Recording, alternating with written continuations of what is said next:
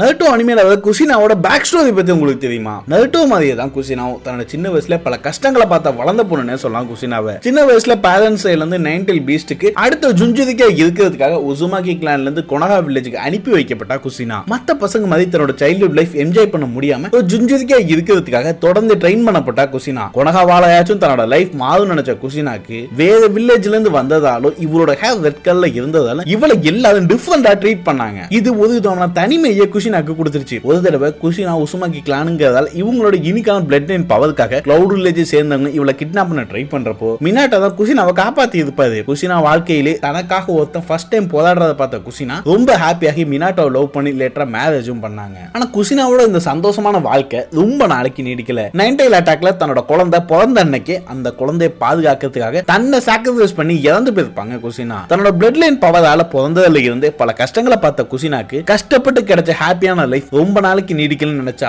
உண்மையில வருத்தமா தாங்க இருக்கு.